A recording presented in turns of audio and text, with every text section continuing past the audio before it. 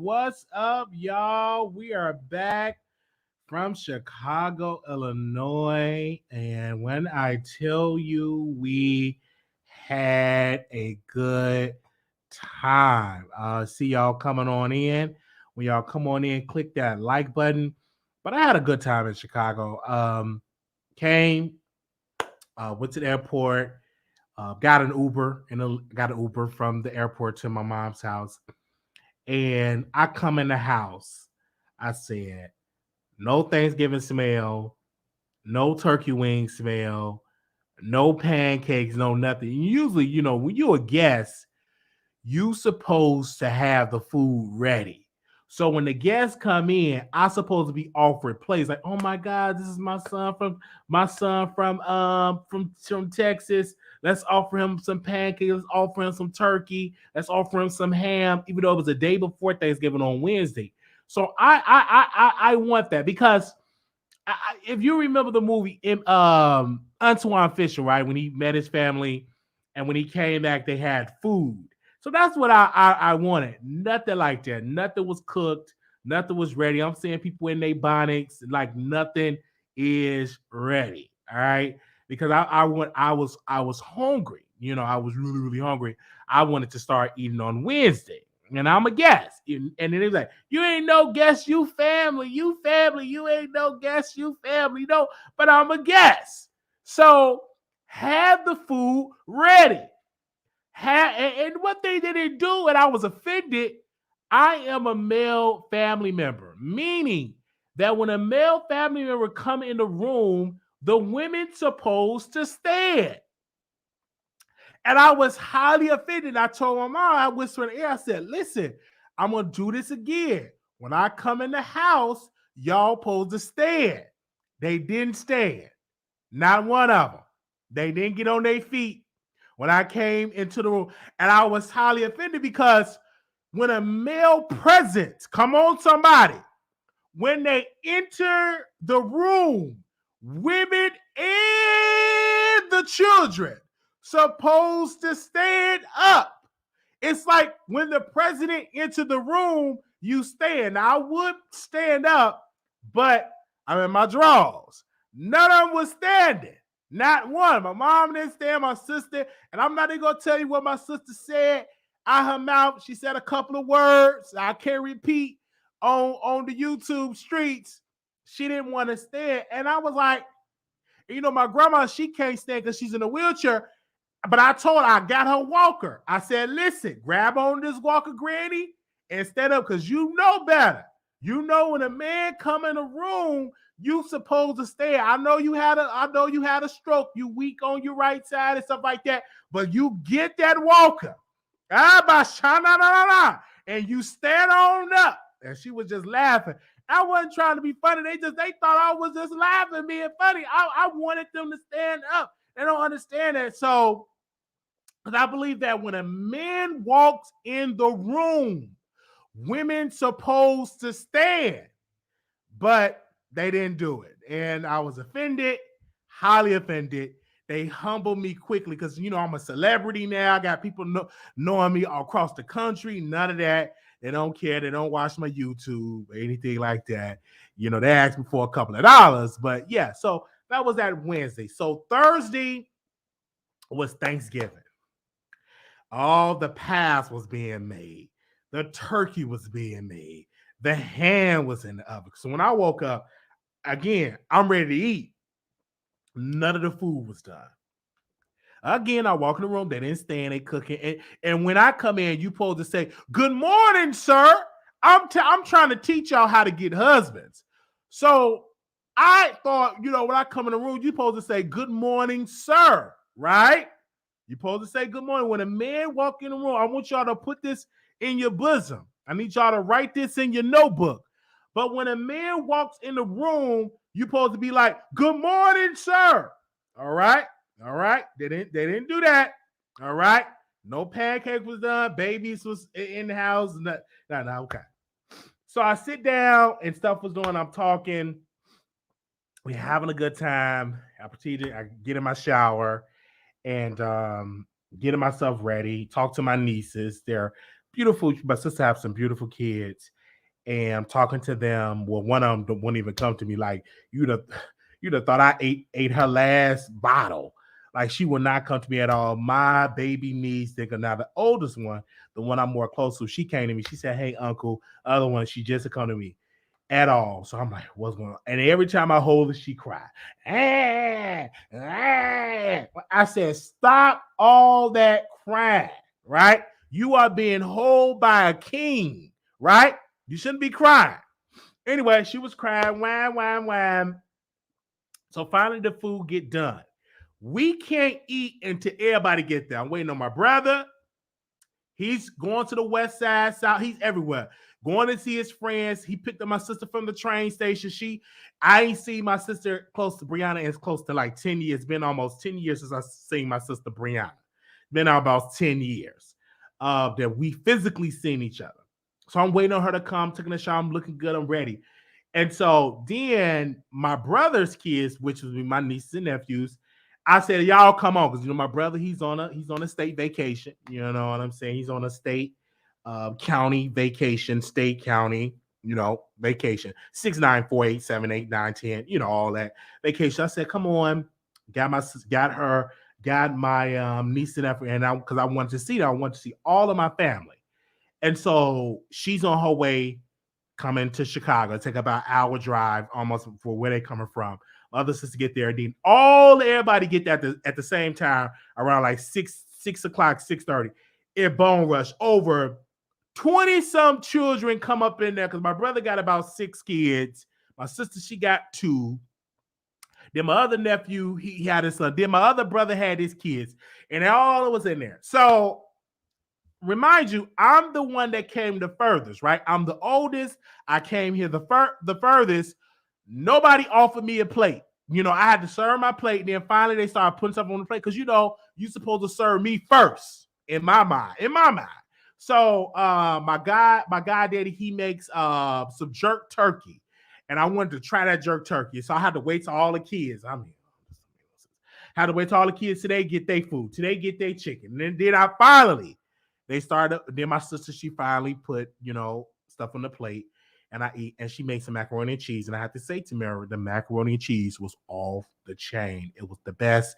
It was the best dish for Thanksgiving. Like, my sister Tamara makes an amazing macaroni and cheese. The jerk turkey was amazing. The ham was amazing. The fried chicken was amazing. It was really only thing I didn't try was a dressing, but we gonna get into that. So I'm in the line, I get my foods on the plate, blah blah blah. We eat. So we just eating, and we having a good time. And then before all of them get there, we made a trip to the liquor store because I wanted to get some Hennessy, right? Because I want to drink with my brothers in them, right? And we want to drink. So got that. So we eating. And it was like, it's time to drink. So we start pouring up the Hennessy. Then we start passing the blunts, pouring up Hennessy. The adults, we go in a part of the house, nothing but the adults, so this is the first time with my brothers and sisters. And we was only missing 2 brothers, but the rest of them was in the house. We just smoking and drinking. We having a good time. And the Hennessy was pouring. So I'm feeling the liquor. I'm like, we got to do the comfort challenge. Now, I should have did the comfort challenge when I was sober. All right. And so everybody, we doing the comfort challenge. I mean, the liquor just in me. I'm doing all this random talking. I was messing up the people's name. I'm like, what's your name? What's your name? I ain't know none of my nieces and nephew name, only about 2 of them. Okay, didn't know their name, which is sad. I didn't know their name, and I still have a hard problem with their name. Anyway, so I said, we need to do the comfort challenge. So we finally do the comfort challenge on my sister's phone. We do it on her phone. She sent me the video. The video is blurry. So we got to do the comfort challenge again. So we do it because I know if it go on my social media, I have the most followers out of everybody. So, and I knew I couldn't put no blurry video out there because it'd get dragged. So let's do the comfort challenge. So we doing it. One of my nieces, she's supposed to teach us how to do the comfort challenge. She was teaching us, but in number, all this alcohol was in me. I'm lit. So we do the comfort challenge. Okay, how to comfort challenge. Anyway, so we do it, and all I'm doing with my big self rocking side to side like I'm in church. That's all I can do. I ain't doing the move. You supposed to be up, down. You supposed to be twirling. Only thing I'm doing is like I'm in choir, like I'm just rocking side to side. If you see the video, the only thing you see me doing is to the side. That's about it. That's about it. I'm just rocking. I'm happy. I'm just rocking.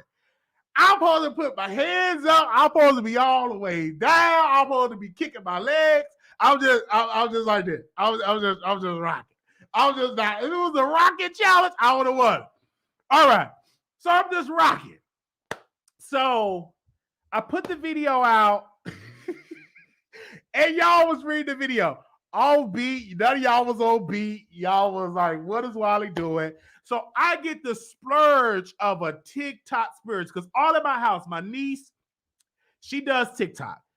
And she was doing TikTok. My other niece was doing TikTok. So the spirit, come on somebody, of TikTok leaped on me. It leaped. So I put the video on Instagram. So make sure y'all go check it. I put it on Instagram. I put it on the Wiley Show Facebook. I put it on the Wiley Show TikTok. Go to my TikTok at Wiley Show. Make sure y'all post my TikTok. Let me post the link to my TikTok. I need y'all to, because we need 1,000 followers on my TikTok. So, but the spirit of TikTok leaped on me. So I'm just looking at the dancing.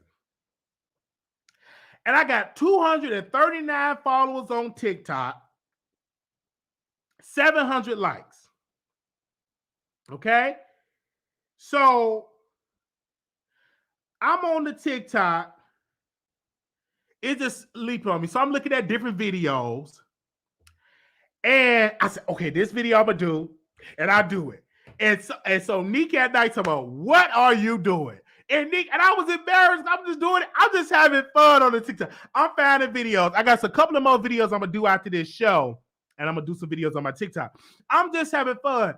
I never learned how to dance. So there's a couple of things I'm doing for next year. I already got my list. I'm getting a speech therapist. Yes, a speech therapist. Because some words I'll be fucking up. A speech therapist and a dance coach. Speech therapist and a dance coach. And a teacher to teach me, writing, like tutor and writing and stuff like that. But those are the 3 things I'm getting next year. A dance coach, a speech therapist, and to teach me with the writing. Yeah. Most definitely. So make sure y'all follow me over there on TikTok. And the personal trainer, yeah, we doing a personal trainer too. We got that. We got that because I'm working on this body because I'm burnt because I'm burning. I lost a couple of pounds, but I want y'all to really see the results so you can see all that slim down. You know what I'm saying? I'm working on it. And so we're going to be posting a lot of stuff like for members and for my TikTok, and then I'm doing my story time. I'm addicted to I blame my nieces for my TikTok. They got me addicted to the TikTok. I can't stop for the TikTok. So, yeah, so I got a lot of plans. You know what I'm saying? A lot of plans. I'm not trying to lose a lot of weight, but I want to be buff. When you see me out, and then when you take off this shirt, because I want to start doing shirtless videos. I listen. I want me an OnlyFans, but I want it to be nice. So when I tear it up, you know what I'm saying? I got this glistening body. You know what I'm saying? I want me a 6-time, and I want to definitely be on that. So make sure you get me on the TikTok. So back to it, my family. We sit down, we talking, and we drinking, and I'm high. And I'm drinking. I'm like, yeah, we need to do this. We got to do the grab bags. I'm just talking. Literally, it's the liquor. Yeah, we doing grab bags. Let's do it for $250. $250. I said, Tamara, where's the liquor? Where's the liquor? Pour me some more liquor. We ran out of the liquor. We ran out of the liquor. I said, listen, one of y'all take me to the liquor store. Hey, take me to the liquor store. Get in the bag, stay in the bag. I'm ready to go to the liquor store. So, first of all, we go back to the liquor store. We get some more Hennessy, and I'm just pouring it back. And so on my Instagram, we on Instagram talking. My sister's on Instagram, and then the Instagram shout out. I hate that. And so the next time I call my family, I'm gonna get a videographer or somebody that could record us, because I'm gonna be too lit to be trying to record. And so, mind you, I am a social drinker. 2 sips can get me lit, you know, because I rarely drink. I only drink around like if I'm with family, or if I'm out in Vegas, or I'm out in Atlanta. I am a social drinker. When I'm in Texas, I don't drink unless I'm going to a bar, and which I rarely do. Only went to the bar like one time. So we get the liquor. We was lit. And we at the liquor store. We was lit, and I'm just talking. And I'm flirting with this. I'm flirting with this lady. And I didn't mean to flirt with this lady, but I'm flirting with the worker. I'm saying, oh, you too beautiful to be working. See, if you was with me, you won't be working here this late. This is Thanksgiving. You need to be, you know, booed up and stuff like that. And I said, hold on. Do you have a TikTok? She said, yeah. So she followed me on the TikTok. I'm literally lit. And he was like, Wiley, what are you doing? I'm like, I don't know. Shit, I'm drunk. Let's go back. And so we get some more liquor. We're liquored up. And we talking. Then we just blasted the music. Now, mind you, my grandmother's supposed to have been asleep. Okay? So grandma, this particular time, she ain't ready to go to bed. So we have to play gospel music. So my sister decided to twerk to some gospel music. She was twerking to the gospel music. I'm up here getting it on there. And I said, Grandma, ain't you ready for bed? Like, I like this particular night, she was not ready to go to. Usually, my grandmother go to bed like at 6 o'clock, 7 o'clock. She in bed. This time, she didn't want to go to bed. She just wanted to be up. So I said, let's take the party to the kitchen. So we blasted the music in the kitchen. I mean, we dancing. We having a lit time. We playing Soulja Boy. We playing the Cha-Cha-Cha. We playing some other song. My sister was playing a song because she got her sugar daddy. So she was playing the sugar daddy song. So we just playing music and having a good time. So here come my mom boyfriend. Oh, see. Y'all, I don't want to dance. Y'all can play music loud, but when I play music, it's a problem. No, my mom ain't gonna tell us to cut out because she's seeing her kids, which she rarely see a lot of us together. So we have a good time. Then I said, Mom, come on, dance. So my mom was dancing. We just had a good time. Like this, like that was the best Thanksgiving we had ever. Like that was one of the best Thanksgiving. I was able to see my grandmother. I was able to dance with my mom, my sister, my nieces. They was dancing. It was lit. It was a good. We had a good time, and I was able to be in a moment. I wasn't thinking about doing a YouTube video. I just wanted to spend time with family, and it felt really good spending time with your loved ones, dancing, having a good time.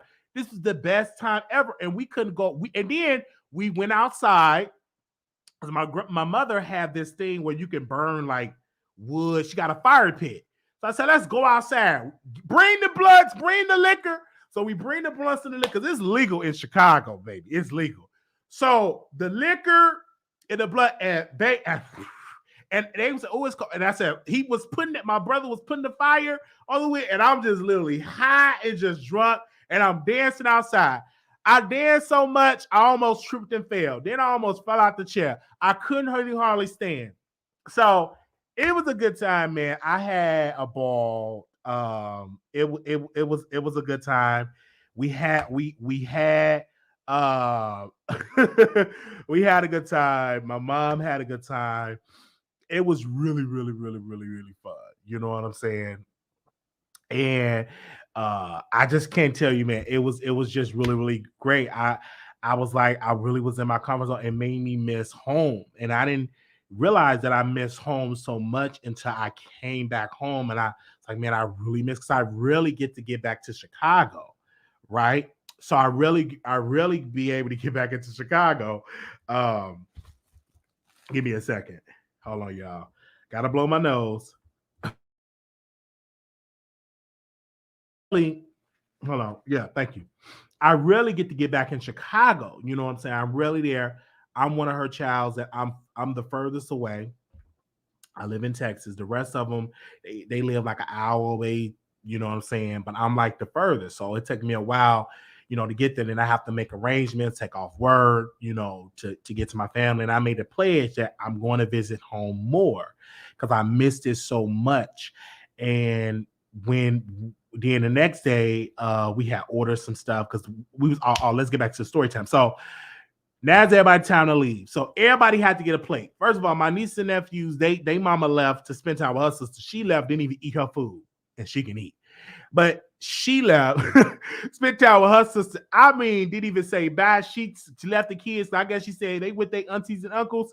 And so she left. And then when she came back, it was time for everybody to go. So I thought when you get a carryout, you supposed to get like a carryout plate. Not my family. I said, what y'all use for carryout? This is our carryout. Baby, they took whole pans. Like a pan where you put the food, they was putting the food in pans. So I go back there and see what I'm gonna eat, and all the food is gone. Maybe about 1 or 2 chicken wings was left. All the macaroni was gone. The ham, it was barely the ham. The turkey, all of it gone. Like the stuff was gone. Wow. So I was able to scrunch up a little ham, scrunch up a couple of 2 wings or something like that. And I was able to eat that, and I had a good time. So it was really good. Uh, they had the foil, the pan, everything. They had it was really a good time that we had, and I was like, wow, I'm really spending time, with my family because I really get to see my nieces and nephews. I really get to see them, right? So to see them, it was really great. And so we were talking, we were sitting down, we was having a conversation. The next day I was able to sober up, and I wound up taking my pill. I think like the next day I took it like real late. And so the next day, I think that Friday, I slept from the morning all the way to night. They said, I just now waking up. Just did nobody stand for me, just not waking up. Cause I was lit and we just had a good time. And the last day I was helping my sister with her, not my sister, my niece with her homework. This homework now, and she's in the first grade, baby. They was at Pam got 6 this and 7. It was a lot with this homework. And I'm like, check with your mama to make sure I did it right. To help you right, to tell you right. You know what I'm saying? I'm like, because this homework is different when I was in school. It really was different. So my niece, she doing homework. We talking, and I'm telling her how to this word and that word. So it was really great. But the last day when I was getting ready to leave, and my niece said, bye. She said about, and she let me hold her the whole day. Like this, I'm getting ready to go.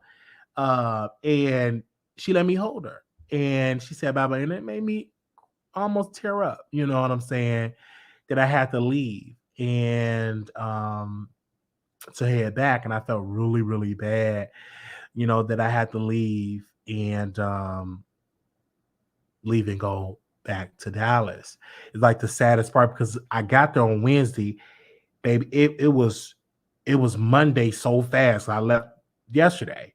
The time just went so fast. And I was sad because I had to leave my family and I had to head back to Dallas. And I'm glad that I left a little bit because they all had colds. So I thought I was gonna get a cold. So yesterday I got in, I took my cough medicine and I felt much, much, much better. And I just really, really, really back at work and everything like that. And I said, people, if you have family, go and visit your loved ones, talk to your loved ones, and all of that. Because I felt really, really sad. I had to lead them. I'm like, this is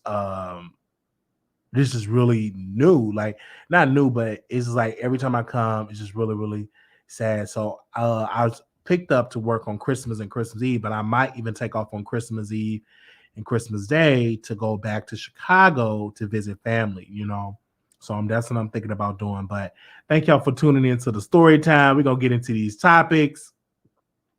Now, I don't know if I'm going to bring him up because he's my mentor.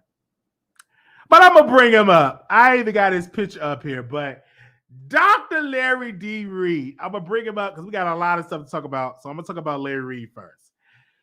Thank y'all for tuning into the Chicago, to the trip and stuff like the story time. Thank y'all so very much. Let's get into Dr. Larry Reed. So I'm on Station Ed doing the pre-show. And I brought up Larry Reed. I said, how many people, excuse me, how many people watch Larry Reed? People said yes, yes. And then it turned to, he wear eyeliner. I said, what? He wear eyeliner. Okay. So I'm like, no, he don't. Like, I don't know what you mean that he wear eyeliner. So I go back to the page and I paused it. And I'm like, oh, he got something around his eye, but you really can't notice it because he wear the glasses. And I'm like, is it a problem that you wear eyeliner? I don't wear any eyeliner. I don't wear any makeup. I didn't even know what eyeliner was. But the people in the chat were saying that it's makeup. But is it a problem for wearing eyeliner? I don't know. Maybe it's just something spiritual. Maybe it's something, maybe it could be a tattoo. I just don't know. Because, and it was like, and I said, I'm not going to call my mentor, Dr. Larry Reed, and say, hey, bro, do you wear eyeliner? No, I'm not going to call him. I'm going to call him something spiritual, about a scripture, about David, about Paul, about Esther, about Sarah, about, Solomon, about the word of God. I'm not about to call that man and say, hey, Larry, this is Wiley. I want to know, do you wear eyeliner? I'm not asking that man that. I'm not asking that man, do he wear eyeliner? And if he do, let him wear some eyeliner. Ain't nothing wrong with wearing eyeliner. Michael Jackson used to wear eyeliner. You know what I'm saying? David Ruffin from the Temptations, he used to wear a lot of eyeliner. Who was that? Smokey Robinson wear eyeliner. Prince, Chris Brown had a little eyeliner and everything like that. So I don't see the problem with the eyeliner. So I don't know. Now, I don't know. I don't know, but I guess they said women wear eyeliner and stuff like that. But men wear eyeliners and stuff too. Lil Witch, woo, he wear eyeliner. So I don't necessarily see the problem with wearing eyeliner.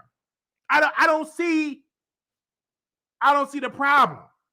I stopped wearing makeup because I never could find my shade. I had to cut my good friend Jonathan.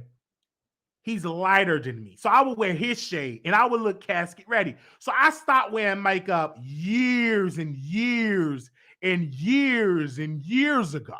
Right? So even when I wear makeup, I never had on no eyeliner.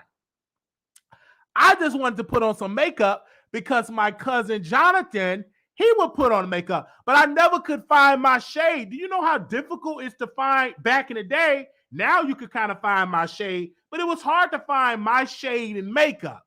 So I stopped wearing the makeup, right? I was doing a show and I was in Atlanta. We were taping. I did not want to put on no makeup. Them producers like, you got to put on some makeup. And I still did I said, okay, all right. Because I don't like to wear makeup, right? Just give me some good water and let me drink. I don't want no makeup, right? Mm-hmm. I don't wear makeup. And stuff, I sweat a lot. So that makeup ain't gonna but drip, drip, drip, drip, drip, drip, drip. But I don't know. And maybe Larry Reed was taping a show. I don't know. I don't know if I should call him. I know it's late. It's about 1 o'clock, so I can't call him because it's late. It's about 1 o'clock where I'm at. We got 244 followers on the TikTok. Make sure y'all follow me on the TikTok right now. All right. But I don't know why he got on the island. I don't know. But they were bringing it up, and they were saying the eyeliner, and I'm like, okay. I said, I'm not gonna call the man and say, do you got on some eyeliner? I'm not gonna call him. But now he hearing now, and I know some rather lives gonna be messy and say, but Wiley said he got some eyeliner. I mean, that Wiley was saying that you wear the eyeliner. So I don't know. But I will tell you, I was watching Larry Reed because I was telling my people on Station Head that when I was 18, 19 years old, I was deep in the Word of God. And I would get up in the middle of the night, reading my Bible, have my highlighter.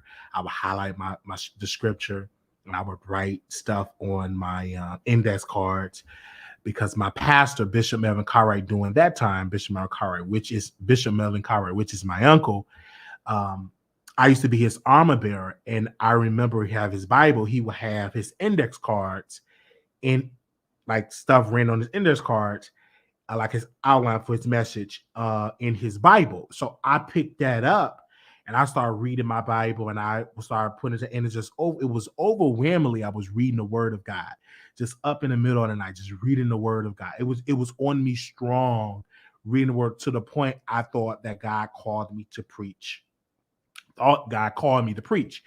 And I told my friend Sharman Blake Marlowe during that time, I called him and I said, I believe God called me into the ministry, called me to preach the Word of God. So I called him and I was real serious about it. He said, well, you serious? I'm like, I believe this.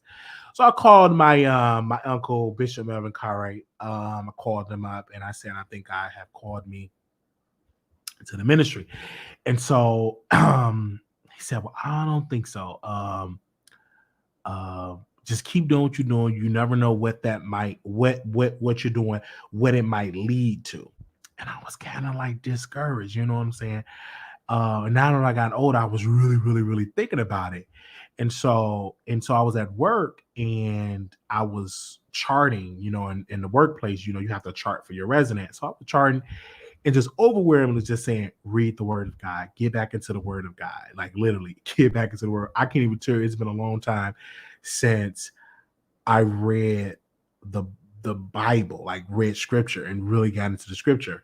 And my Bible is literally in my restroom in a little cabinet. That's my Bible. So it's been a long time since I read the Word, reading the Bible and stuff like that.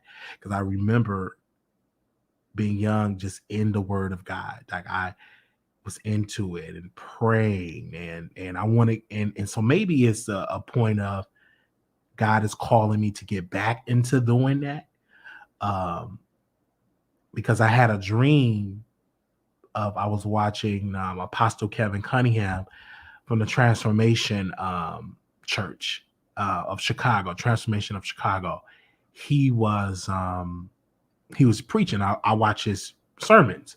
So I had a dream about him that he passed me the mic and I was on a congregation or something, singing.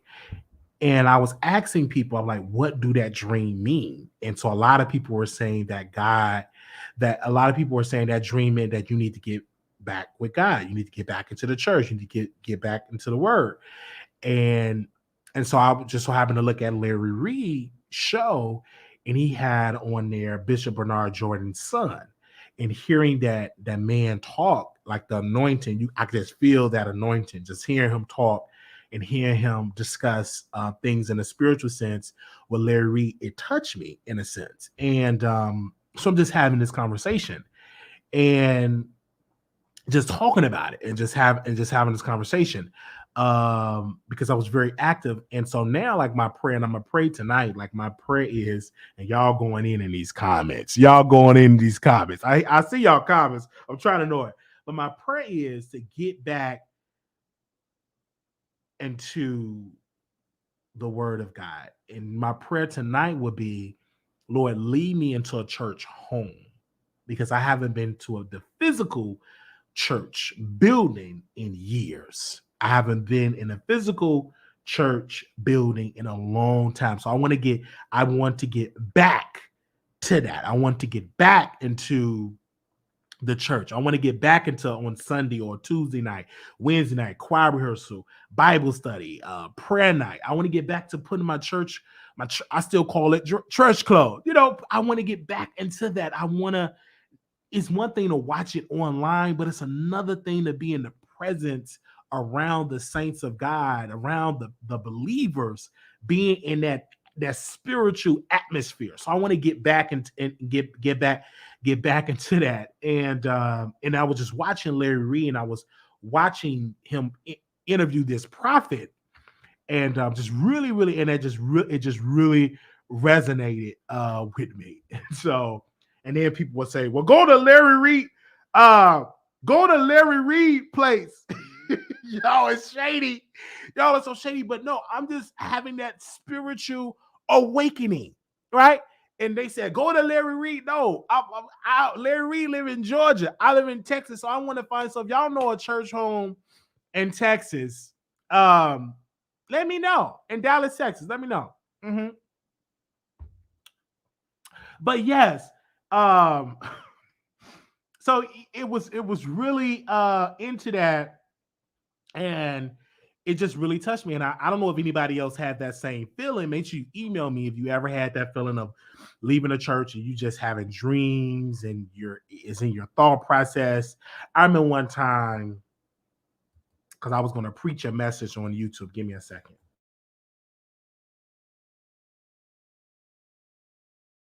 I was excuse me. Oh Lord. Okay. I was at work years ago. And, and so I said, I'm gonna preach a sermon on YouTube. It was years ago, maybe about 3-4 years ago, in my car, and I was at work, and I had my Bible, and I had to prepare for this service. So to prepare for this sermon, because I'm gonna preach on YouTube. So I'm literally in the linen closet at my job, just talking to myself, preparing for the message, and really reading the scripture. So my coworker, I said, "Don't worry, I'm prepared for my message." She said, "It's okay." So I go in the car and I'm doing this message, and so I was really into it. So it's just in me, and I think that for me, being raised in a holiness church, that existence never left me.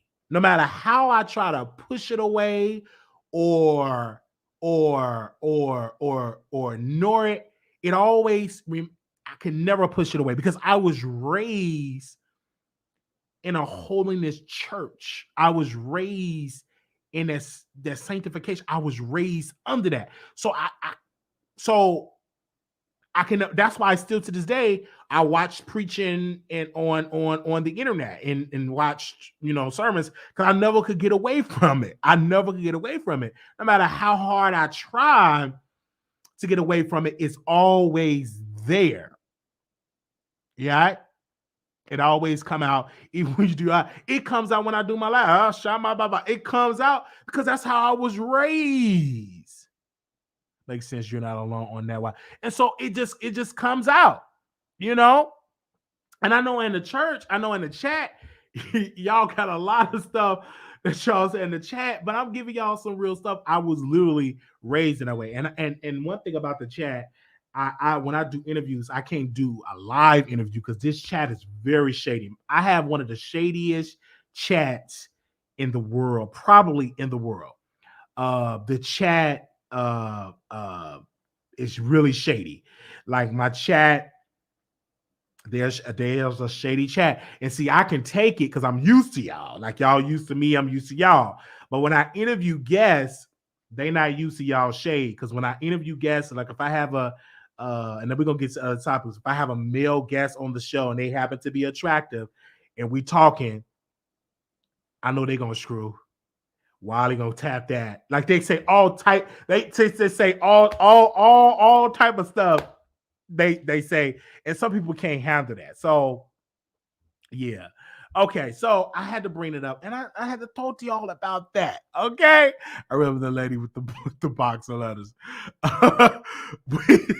like the lady with the and the lady with the box of letter. She was a mistress, right? And she tuned into Tasha and watched my show and called into the Wiley show, and y'all was being shady in the comment, and she called back in. We had Caillou from the neighborhood talk. It was so much shade in the chat. That man kept calling in. My chat is very, very shady. They might not hit that StreamYard to be shady, but they will type in a second. They just shady, so shady in the chat. Even to me, I'm shady because that spirit leaped on me. I was in somebody else's chat and I'm just being shady. Right in the chat, being the host was talking about one thing, and I was talking because somebody else was on the panel, and I remember this particular sister because she was at the IHOP to meet up with to fight another YouTuber. So I remember her. So I'm just bringing it up in the chat. So that spirit of shadiness leaped on me. So I'm shady when I go into people's chat. That's why I'm not welcome in a lot of people's chats. Mm-hmm. I'm blocked by a lot of YouTubers. Anyway, let's move on. So let's get into some more topics here. All right, who we gonna talk about first? Okay, Kim Kardashian and Kanye West. They finally came to an agreement with their divorce. Kanye West have to pay $200,000 in child support. And people were talking about it, and I said, this is good. You know what I'm saying? They finally get divorced. And I think Kim would have stayed with Kanye if Kanye didn't continue to go on this cuckoo rant. He went on this cuckoo rant, and it was too much for Kim Kardashian because at first Kanye was the brand, he was in fashion, he was a billionaire, he was a good look for Kim Kardashian. He gave her some beautiful Black children, and eventually he got into being cuckoo. And he's bipolar, he's getting manic, he's saying all type of things out of his mouth, and it was embarrassing. He became a liability to Kim Kardashian instead of an asset. Come on, somebody. At first, he was an asset for the brand, but then that time he became a liability, and so they had to push him away. She had to divorce him. He was embarrassing the entire family. So you got to be careful with people with bipolar. Not against everybody, because I got bipolar, and I'm telling you, be careful with me. All right? Be careful. Because people with bipolar, if they on their meds, they doing right, they good. But get them off the meds. Get them to being manic. Get them to start talking. And one thing about people with bipolar, they got a reckless mouth, because my mouth was reckless. It's some things I'm going to show y'all in this documentary. Like, reckless mouth. The stuff that I used to say about my own flesh and blood, about my own mama, about my own sister. Mouth is reckless. Okay? You say all type of stuff. It was a video that I watched. I didn't even know I cussed out the church people on camera. I cussed them out on camera. I didn't even know that. And so I understand why I'm not welcome at the True Church of Holiness on 57th in Indiana. I understand why I'm not welcome. I cussed them out. Well, not all of them. It was just on a couple of them that I cussed out. You know what I'm saying? That I didn't like. But you reckless when you don't take that medicine. When I didn't take that medicine, I was reckless. Oh, yes, was I a cusser. Cuss words coming out. And mind you, I was not a cusser like that. I was a church kid. I was so manic and reckless that it surprised my own mother. Like, Marquise is a good kid. He don't cuss. He don't. What's going on? And I didn't know I wasn't well. I needed some medication. It ain't nothing wrong with medicine. Because at one point, I used to think that was something wrong with it. Ain't nothing wrong with it. You need some medicine to help you to balance out and your emotions. To God deliver me from it completely, I got to take it, right? Unless God come and deliver me from it, until then, I got to take it, right? And I don't feel shame when I'm on the medication for bipolar and you take blood pressure medicine. What's the difference if you taking blood pressure medicine to balance out your blood pressure than me taking medication to balance out my emotions? You better come on, somebody. So don't judge me because I take medicine for bipolar, but you got to take medicine for blood pressure, or you got to wear some glasses because you can't see. So don't even try to make me feel bad because I'm taking some medicine, to antidepressant medication. And then you got to take chemo because you got cancer, right? So don't judge me because I have to take a pill, control my emotions. Because you know what I'm saying? So brother Kanye, because this brother is a brilliant brother, he's wealthy, and everybody and their mama will put him on the show for clicks and views. Not only he's an embarrassment to his family, he's an embarrassment to his children, he's an embarrassment to his wife or his former wife, because he needs to be medicated. He needs to talk to his therapist. One day he's pro-black, one day he's against the Jews, one day he's pro, then next day he's against blacks. He's saying that this and this. He don't know what direction he want to go in because he ain't medicated. His whole attitude is out of whack. And people giving him a platform, and the more they give him light, camera, and action, the more ignorant he becomes. Right? So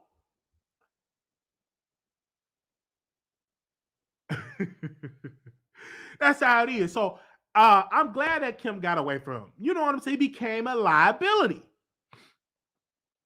Right? So I could talk to Kanye Black. We got the same bipolar, you know what I'm saying? And I know it was hard for me when I wasn't on my medication, going off. None of my family wanted to talk to me. Not Kimberly, not Keosha, not Ronnie, not Glennis, not Melvin Jr., not Anita, not Sheila, not Brianna, not Darius, not Rashad. None of them answered the phone call. None of them. I ended up in the hospital. I couldn't call not one family member. They have completely cut me off because I was not well. And I was going off. All right. And so I can't call Ollie Williams. I can't call none of them. To this day, Bishop Melvin Cartwright, Ollie D. Williams, Sister Allison, Sister Smith, they still don't talk to me to this day because I was really going off. Right? So it's a challenge. That's why I tell people, take your medication. It was one person when I was in the hospital that answered their phone. Actually, it was two people, but one person in particular. I called Armon. He didn't answer the first time. To that brother's credit, he called back. Now, when you call somebody in a mental institution, it's a process. You got to give them a special number, something you have to get them because you just can't, due to privileges and patient rights and stuff. You just can't just randomly call and they give you the phone. It's a process you have to go through. So he went through the process and he called back. I'm not gonna get into our conversation, but that brother called back. And for that, I'm forever grateful because that was the only person I called, but I let him have it. You know what I'm saying? He got the blunt of it. You know what I'm saying? Of it. I'm just a sweet when I'm medicated. When I'm off the meds, baby, I'm reckless. I'm really reckless, man. If I wasn't medicated, you would see me going live 24/7, going off on everybody.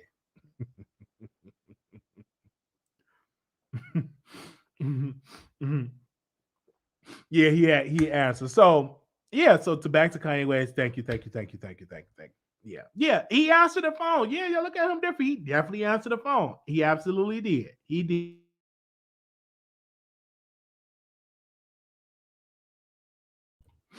Yeah. So we have a love type of relationship like that. You know what I'm saying? I still talk about him, but it ain't you will know if I talk about him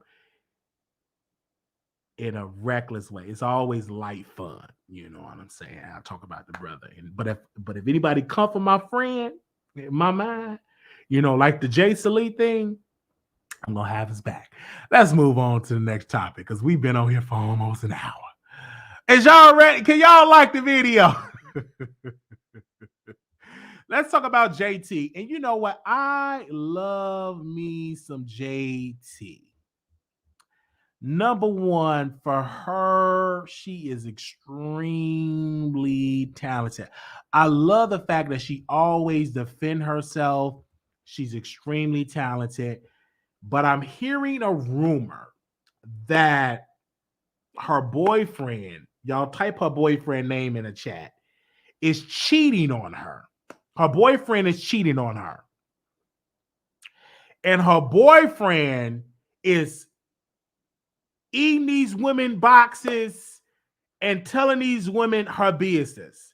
So according to the rumors of the street and Lipstick Alley, they saying Lil Uzi, thank you, Tommy, is telling the women that he's sleeping with that JT is sad because she's ugly and because she's dark skinned.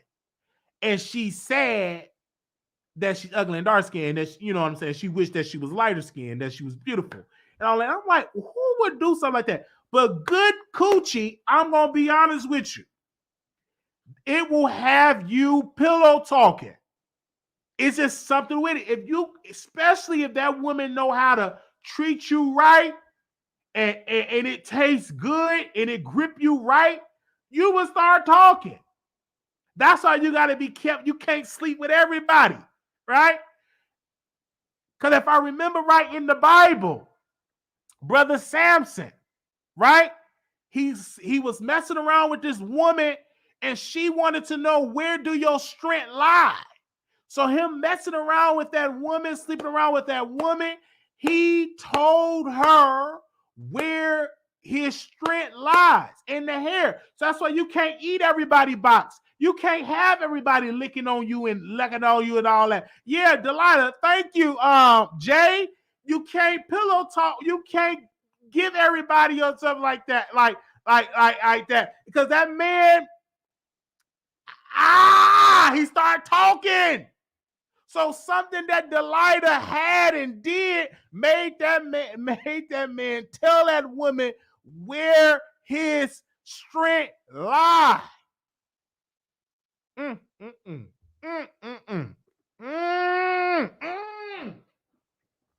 You can't, I'm telling you, you can't be with every woman because it's power in that. That could be a good thing and it could be a bad thing.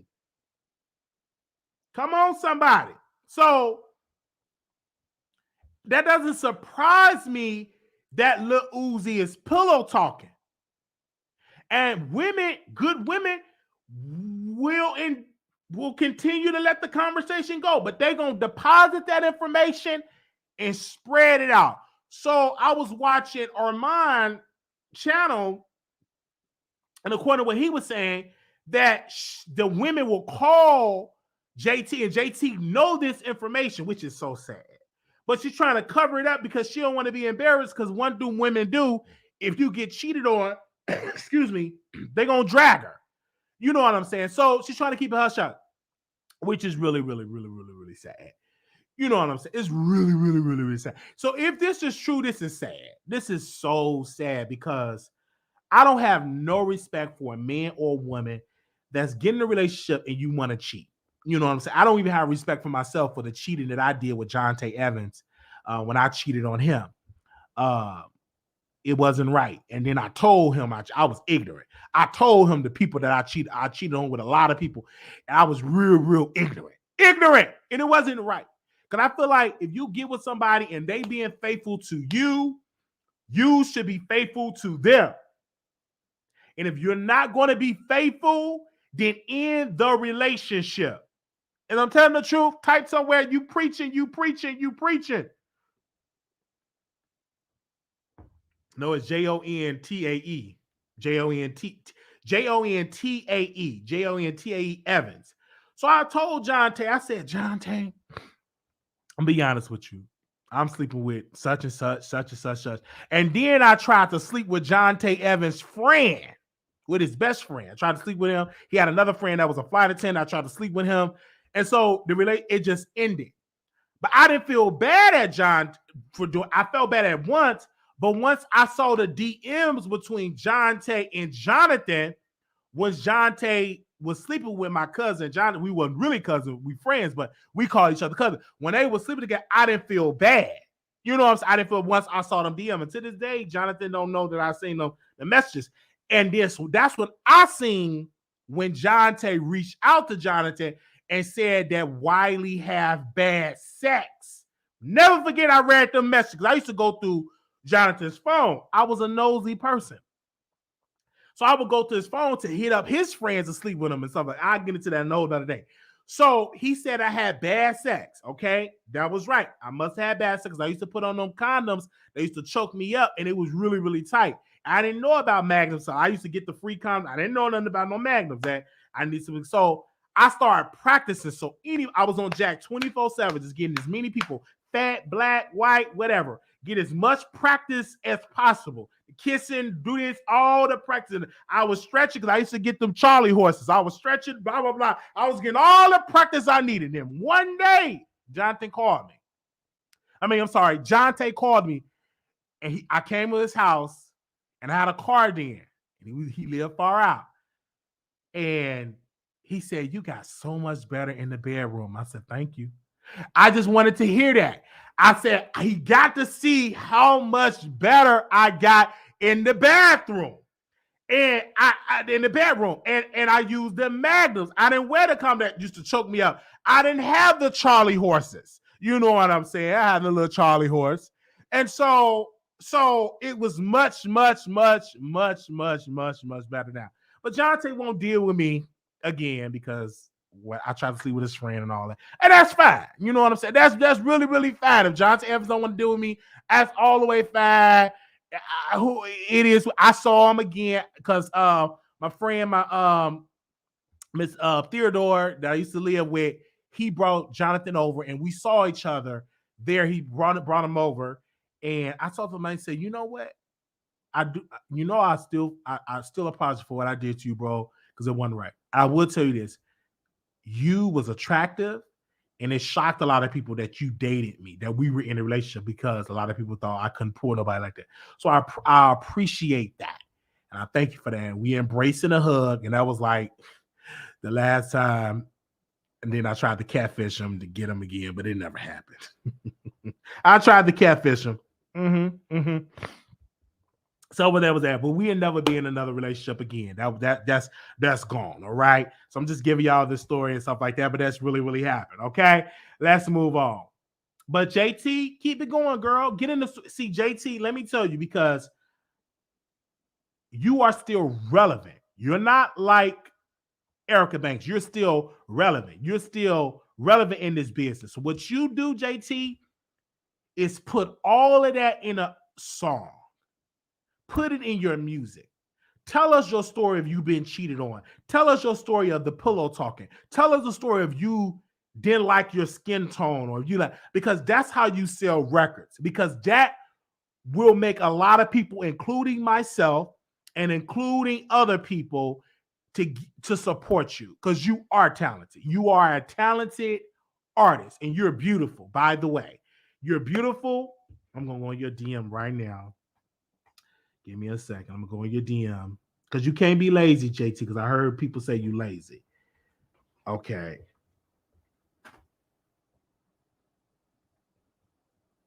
Okay, give me a second. JT. Do I have JT? Okay, let me send a voice note. Hold on, y'all.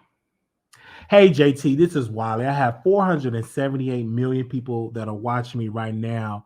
And I just want to say you're number one, you are beautiful.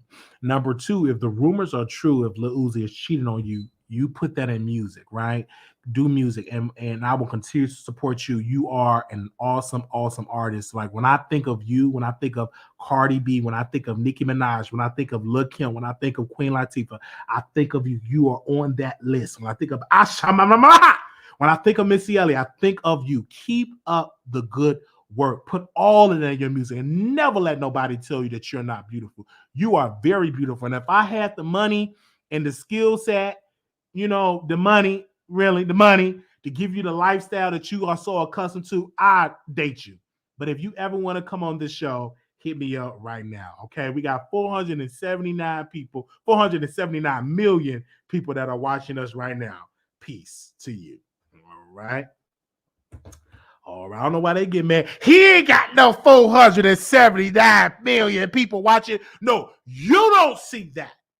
But I see the 481 million people. I see the vision. You are not in my vision. So any of you people that say he ain't got, any of the people before y'all DM her that, you don't see it. I see it. In my mind, in my vision, I see 485 million. And I'm manifesting that. So don't you go hitting her up in the DM, telling her he don't have 481 million people. Because no, you don't see it. But I see it. I'm manifesting, and that's why you are today.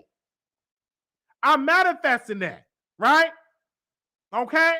So don't go on her DM being messy. Some of y'all right now in the DM being messy. I see the 487 million people. I used to talk to this girl, she was bow-legged. She used to walk just like this. And she was talking like this. Hey, Wiley, how you doing, Wiley? But I saw the beauty in her. I saw the beauty in her. So she really wanted to date me, so we wound up having sex. You know what I'm saying? And I was really hitting that. I was hitting it strong. Boom, boom. And it was just something about the power of my ping that she said my name right. Oh, Wiley.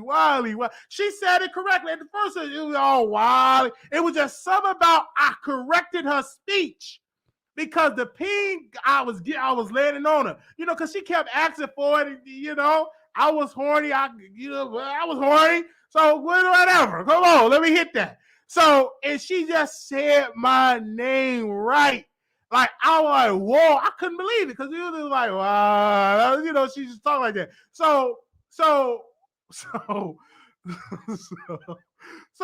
went on to give it to her, you know what I'm saying? Every time she lived on our block and she was young, none of the dudes wanted to hit that. So when I hit that, it was great. It was the best. You know what I'm saying? Everything like it was really, really tasted good. She smelled good. She really could go down. It really was the best. So I didn't have to worry about her cheating because none of the dudes wanted to hit her, it with it. But I went on and did it and stuff like that. I kind of felt bad that, you know what I'm saying, she had to leave, you know what I'm saying, move. I felt bad, I really I really felt bad she had to leave, but it is what it is. But I ain't gonna forget Coco. That's what we used to call her Coco. Yeah, Coco go down. Anyway, let me move on. I'm just thinking about I'm gonna ask my sister, does she remember what Coco? I'm gonna have to see how she doing. All right. Anyway. Oh man. Okay. Let's go to the next topic. Here they go. Okay. Where are we going? Okay. We talked about JT. We talked about JT. Let's talk about Sweetie. Okay. Sweetie, and this is something I want to. Sweetie is beautiful. But according to the rumors, Sweetie only sold 2,000 records, right? 2,000 records. And I immediately was hurt. Give me a second. Because Sweetie is so attractive. You know what I'm saying? And it was hurt. I was hurt to hear that she only sold 2,000 records. 2,000 records. And right now, before we get into this subject, I'm on iTunes right now to buy her record. I spelled her name wrong. Does somebody know how to spell Sweetie name? Can somebody spell Sweetie name? How do y'all spell her name? Type it in the chat. Because I want to buy. Okay, I spelled it right. It's Saweetie. I want to buy her record. But I don't see it on iTunes.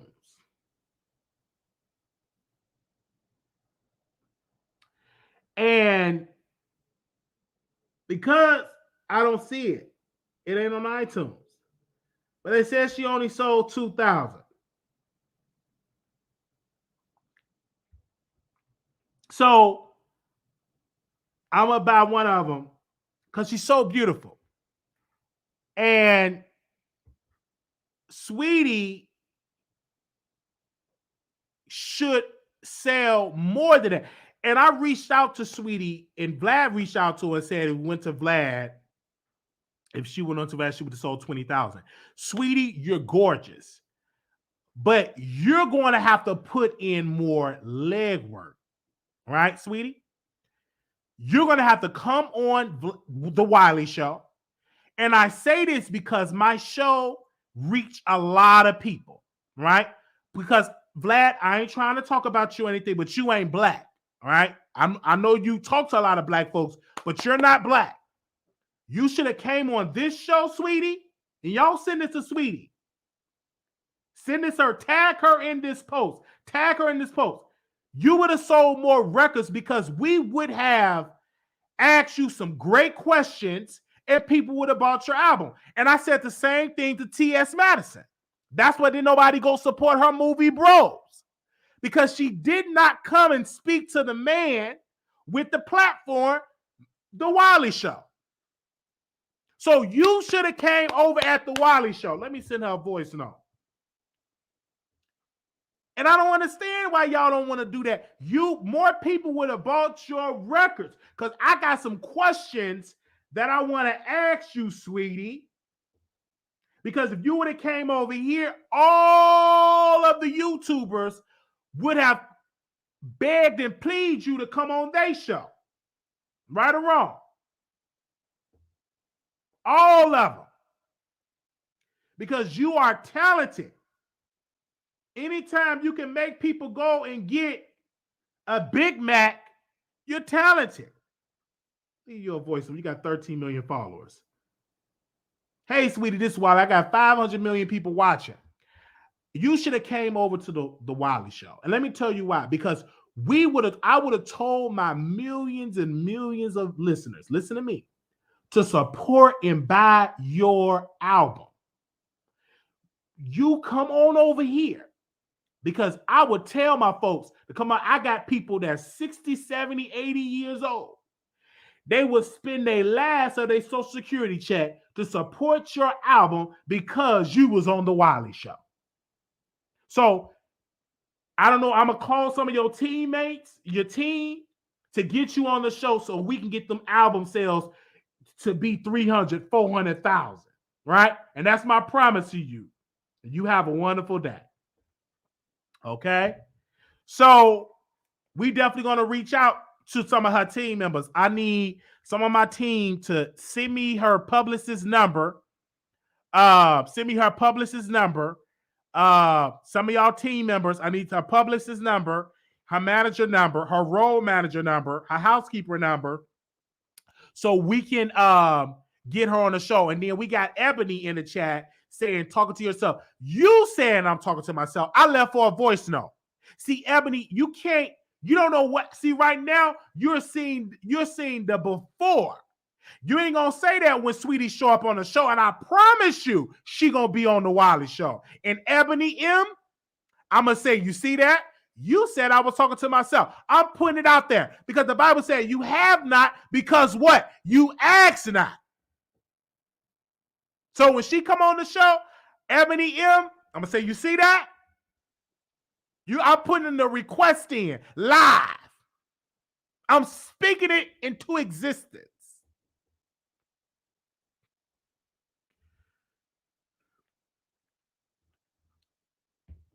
Back to the show. I do listen. That's my best friend. My best friend. I love me some Sweetie. I listen to her. I may not know all the lyrics because I'm a gospel person, but I love her music. That's my best friend.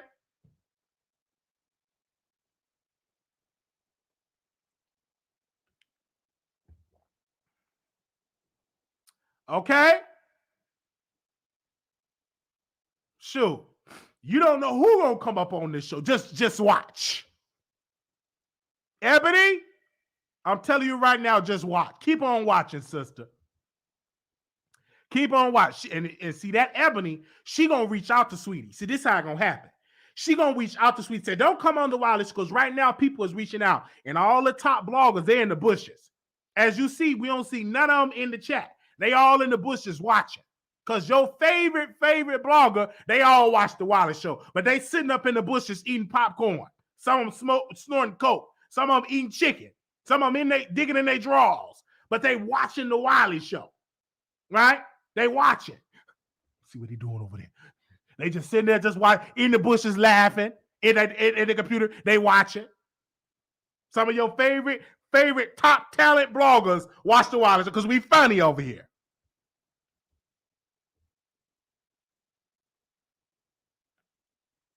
All right, anyway. Sweetie, come on the show. We gonna make that happen, Sweetie. Producers, we gonna make that happen. Where you at, producers? And y'all gonna help me get on the show? If y'all gonna help me get on the show, say, I help you, Wiley. Who gonna help me get on the show? Come on, producers. We gonna get Sweetie on the show. We gonna prove the people wrong and watch how they rush. Cause I got an 87-year-old woman that watches the Wiley Show. She 87. She sent her $20 a month to the Wiley Show. She gonna buy her album. Who gonna help me? I see it right now. Oh, they said they gonna help me.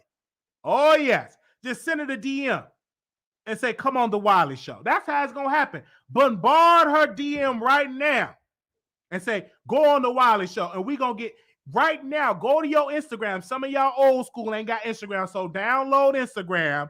Y'all go follow Sweetie, okay? And y'all tag her and DM her right now. SAWEETIE.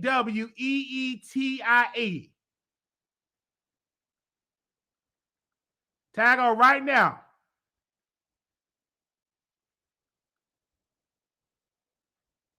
We want her on the show. Because you know everybody watch it. Tag her.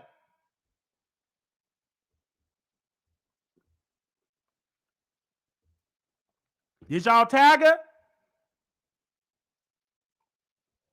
Tag her right now. Thank you, Derek. He said, hey, I help you. Tag her right now. I want to see it. Tag my name in it. We want Sweetie on the Wiley Show. I got to tell y'all what I want. That would be a good Christmas gift to get Sweetie on the show. We got 510 million people watching. Now, y'all like this video. We want Sweetie on the show. Now, watch when Sweetie come on the show. All these other YouTubers, they gonna want to interview her. They watching. People right now watching. Oh, let me see how many. They even some of them talking to the people with the tarot card. They conjuring up the spirits to get Sweetie on their show. But we ain't gonna worry about that because she gonna have to come and sit down here on the Wiley Show. Make it happen. She's beautiful. Is she single? Paul, is she single? Is she single? Is she single? I said, is she single? See, if she's single, we got to have her on the wireless. Is she single? Is she single? Is she single? Is she single? Is she single? Oh, yeah. Get on the wireless show.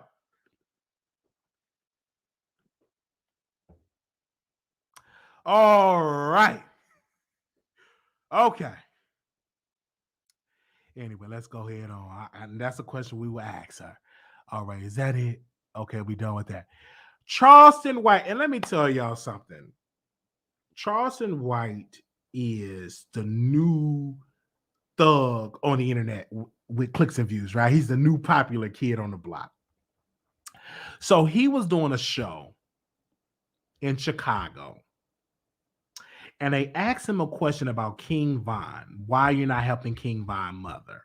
And he started cussing her out, calling her bees, and he proceeded to stand up and pulled out a Glock. Now, mind you, Chicago is a rough city. I love my city, but it's pretty rough. I was robbed in Chicago twice. All right. So it's a rough city. So he pulled out weapon and pulled it out. The guy came to him, the podcast host said, "Hey, man, what you doing?" It's really weird. And this is what I want to say about Charleston White. Bruh, you be careful pulling out a Glock because you're going to pull that out on the wrong person.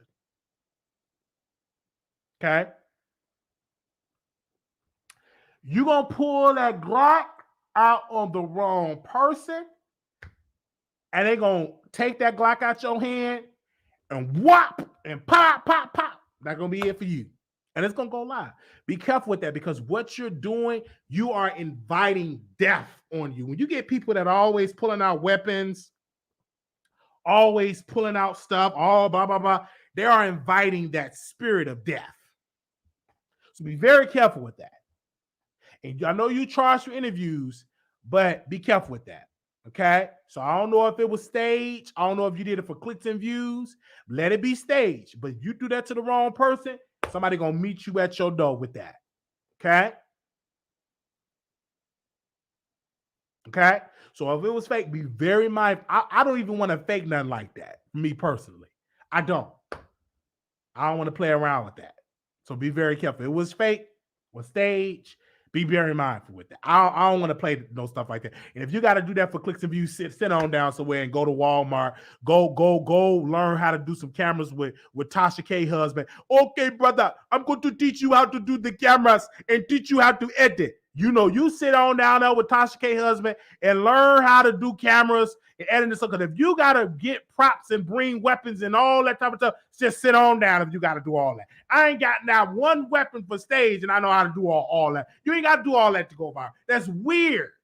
That's really weird.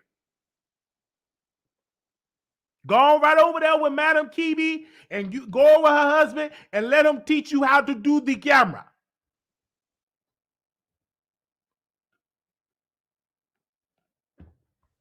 And I think that's why she blocked me.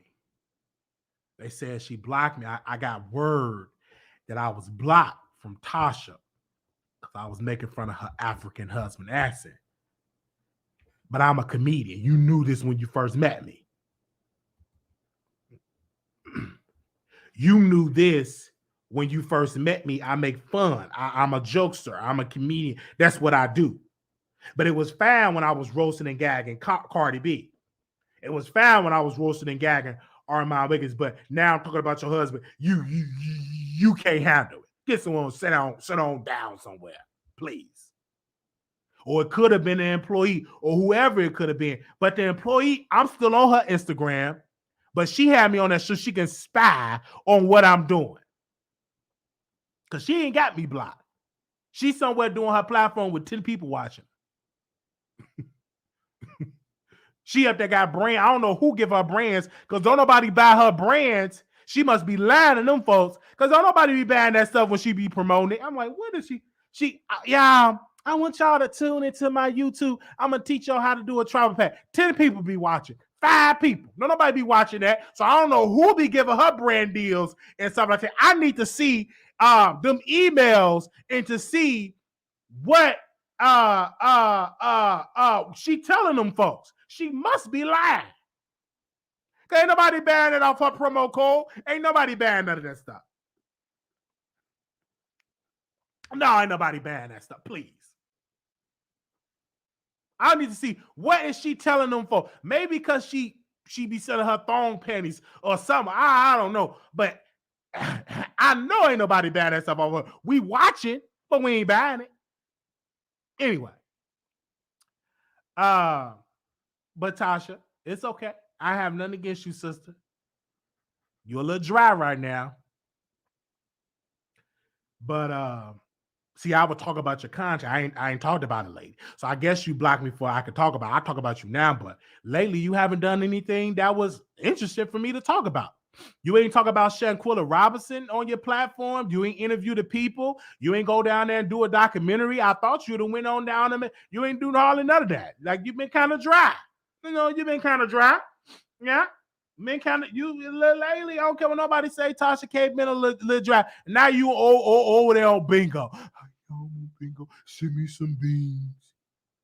On bingo, a place you said you ain't gonna go on bingo. I remember you was on bingo, and you was on Milan Christopher. You called me. Yeah, Wiley, Milan Christopher set me up. I ain't gonna never go on bingo. I don't do bingo. And now you over there on bingo because your money running low. So now you got, and you on bingo late. You should have been on bingo when people was getting them PPP loans, and when all them folks was just making millions of dollars. So you got on bingo pretty late. You should have been on bingo when the pandemic was going on, and when people was getting them PPP loans and making all that money. You got on bingo a little bit too late.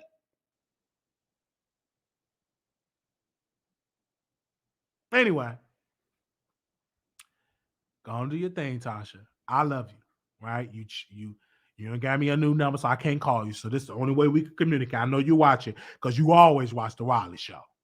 You said it. You said I'm one of your favorite. Your husband said, "Hey, watch your show. I love your show. Your show is so amazing. In my country, you should come to my country, or you have." And I told her, "You from Ghana, and I will take you to the motherland with the kings." And, all that. You cut all that out. Anyway. Made me no difference. Anyway, we'll see you. I'm not on your app. You blocked me from the app. I used to review your content. You blocked somebody that would promote you heavily. I was one of your top promoters. You didn't even have to pay me a dime. You sent me a camera, which we love. We used it for our documentary and stuff like that. But that was it. You ain't give me no check and all that. You gave me a camera. That was it. I always promoted Tasha K. And then I got silent. And then people say, they unsubscribing for the app. They ain't watching the app because I ain't talking about it. No, I ain't hyping it up. You cut off one of your top promoters.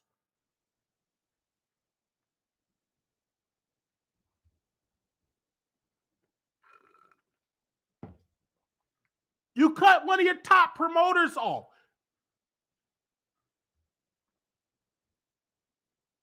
I will promote you 24/7. Anyway, but I still, like you.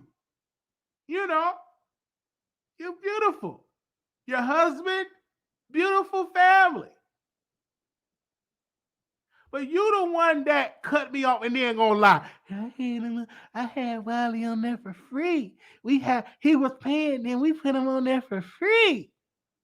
Get on with that lie. Liar. No, I ain't giving back that camera. I believe Larry Reed with that eyeliner.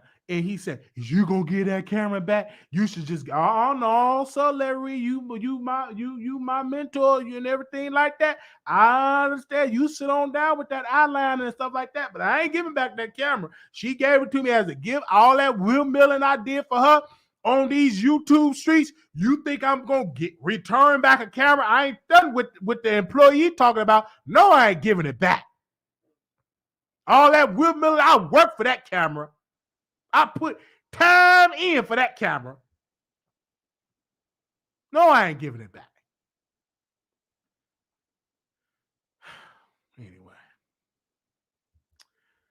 think that was it. Did we talk about everything? We got to go to our last topic. I just want to make sure we talked about everything. So tomorrow, Bobby Lights, Armon Wiggins, he went and traveled to Miami, and he's going to interview Bobby Lights. Yes, and Bobby Lights got a secret recording that he's going to play against Island Boy or something like that, and they're gonna play it tomorrow. So tomorrow we already got our notebook. We're gonna take our notes. We're gonna review it on the Wiley Show. Excuse me.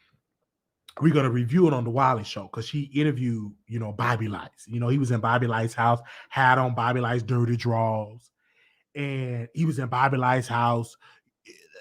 Oh, this is such a good refrigerator. Oh, this refrigerator is so nice. It's so nice. Put on my song. So he got an interview, and I think it's a good look. So I had Armon in the title, and I said he outsmarted Jason, and he did, because now he's teaming up and catering to Bobby. And Bobby, he don't like Jason.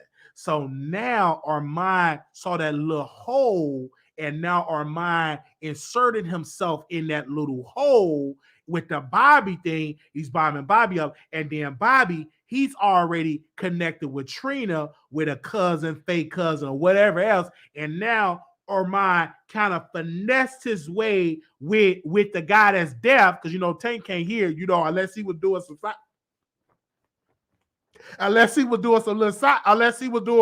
some sign language. So Tank, no offense, he'll take a picture with anybody. The man can't hardly hear. So unless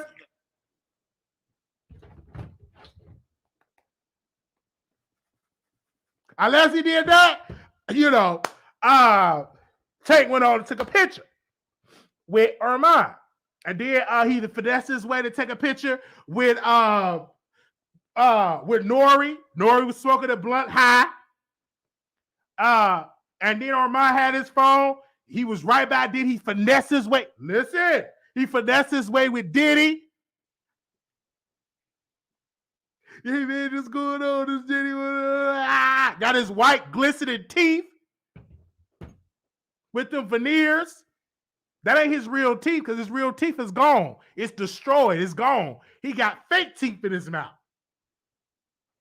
Anyway, because I was looking at DG, the one that's with Haley. His teeth was falling out. He said he hated that he got the veneer. I didn't know. I thought that was his real teeth. But they said that's not his real teeth. I said, what? Wait a minute. That ain't his real teeth. Anyway, looking good, by the way.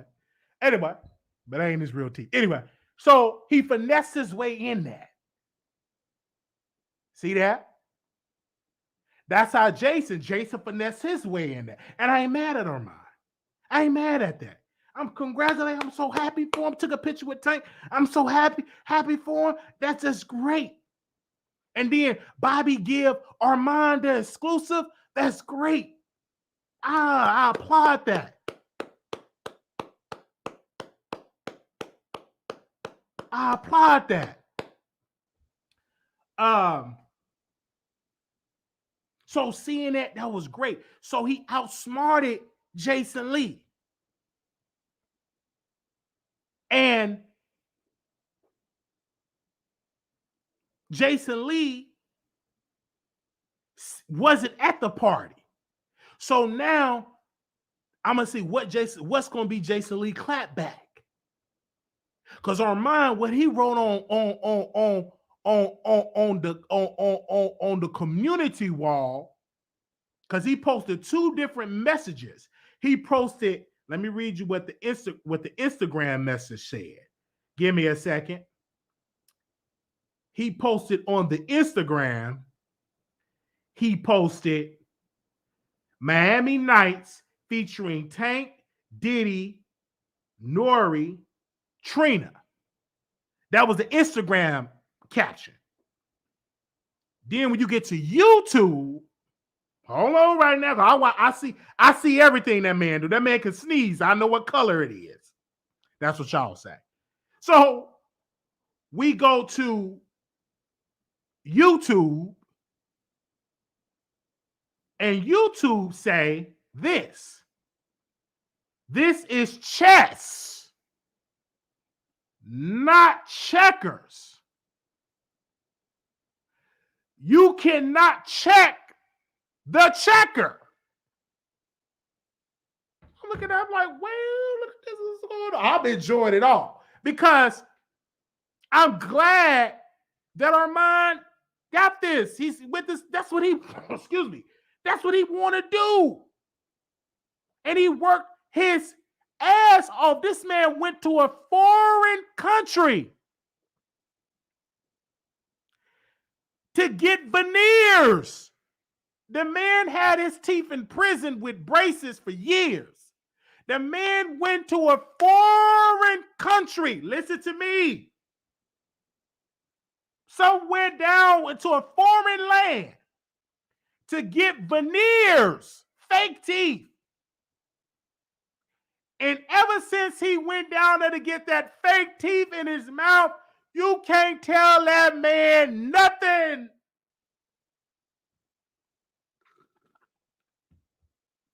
He went all the way to Colombia. And so now he's in LA. The man moved out of a house that he was renting and moved to an apartment downtown LA that he's renting. And you can't tell him nothing. So I'm glad that Armon is rubbing elbows with celebrities because that is what he wants to do. The man was so excited that he put on Bobby Light's draws. That's a spirit. See, he put on Bobby Light's draws because he wanted that Bobby Light's aura. He put on his draws. He put on that man pants. You know, usually Armon always has some Balenciaga, but this time that's a spirit. He does that tarot. So in my mind, I wasn't there, so it's just in my mind. He was reading the tarot, and one of them tarot stars said, "Wear his drawers." And he talked to this real big lady. One of them ladies, I don't know her name, she's a tarot reader. One of his good friends, she's real big. Look like she could cook some good fried chicken. She's real big. I see it in my mind. He must have picked up that phone and called her and said, well, what should I do? Wear Bobby Light's drawers. Because he's not going to mess up that relationship. Jason, he didn't really do it right. He didn't talk to the warlocks and the spirit guides. But now he had on that man's drawers. He was in that man's house. He was touching that man's refrigerator. He was touching that man's shower. He's indulging that spirit so they could be in. So Bobby can always call him when he needed. That ain't nothing but a spirit, but I see it right now. That's that voodoo spirit. So now Bobby Light's gonna always be indebted, and then Bobby gonna be like, man, what else I'm thinking about Armon? What else I'm thinking of, and all that? Is that spirit? Because he was all in his house. To the point Bobby was digging in his closet. Look at that spirit. He was digging in his closet looking for clothes. He was digging in that closet. Yes, he was digging. The house was just junky. And Armon was touching stuff. Wearing this, oh yeah, I gotta see if I can wear this. And he put it on camera. Usually Armon never did that, but he did it because it's a spirit. Yes, he did. And so tomorrow he got an interview with Bobby. And so now Bobby is spilling tea. Yeah. All right.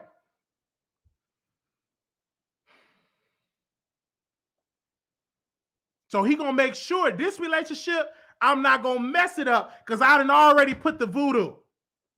I already got the big thick lady with the tarot. She told me how to do it. So now he connected with Bobby. He could tell Bobby likes to bark like a dog here. So that's just how that happened. I don't know why I'm on this, but it happened.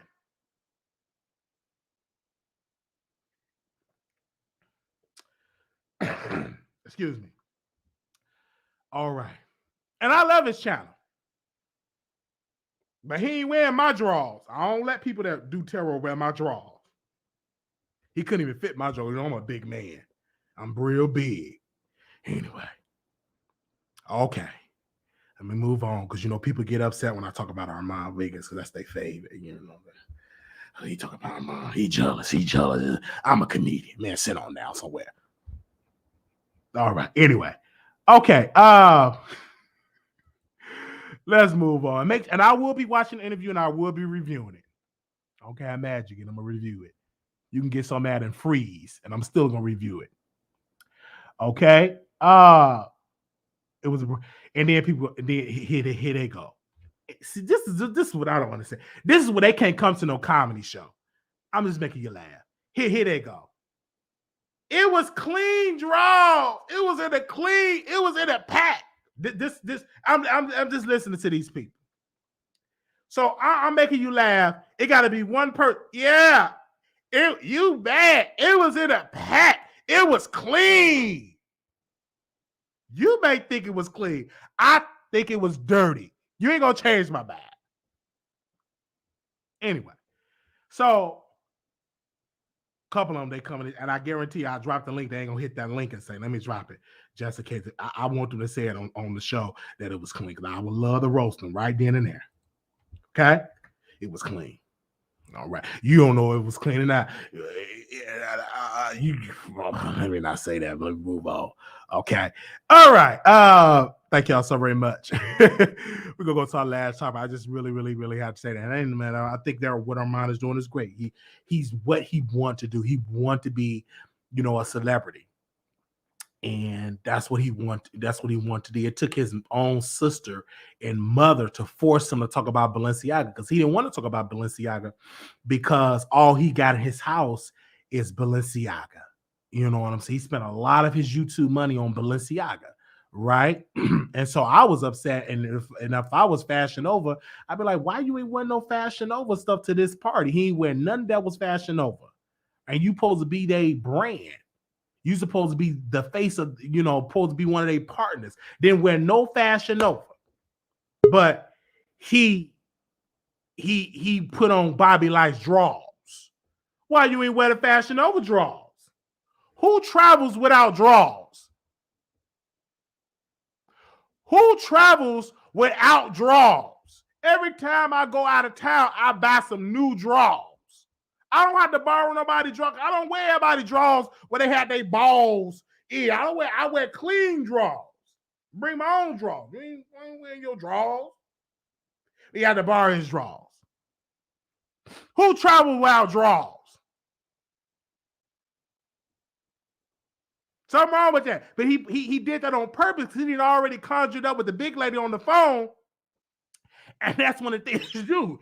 If you want to get a man, wear his draws.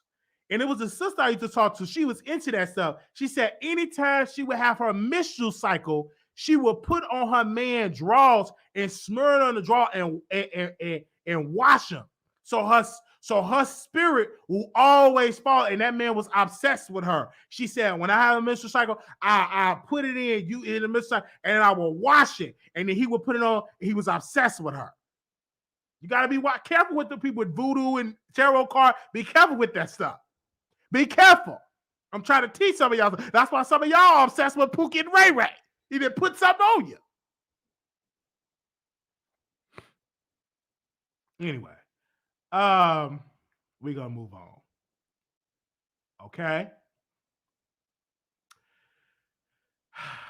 And then people, okay, we're going to go to the next topic. We got to go to our last topic. And I meant to talk about this first, but I just went on and just talked about everything else. And I didn't even get to talk about this last subject first and about Shanquella Robinson. So this is not being reported on mainstream media. Okay, this is only reported on the blogs, the YouTubers. And I'm not going to speak negative about the YouTubers because the YouTubers, we have been reporting on this before in mainstream media. But of course, Mexican media is when I have an article here, and they're saying that Daejhanae Jackson was placed in federal custody waiting to begin her extradition processed to Mexico. She was formally accused of femicide of a 25-year-old businesswoman. So she is definitely, they're saying that she was arrested by Interpol, and they are definitely going to she's going to be transferred to Mexico. This have not been reported on CNN. Roland Martin has not reported on this. Nobody has reported unless the YouTubers. But I'm not going to speak negative about the YouTubers. You know why I'm not going to speak negative about the YouTubers? Tell me why.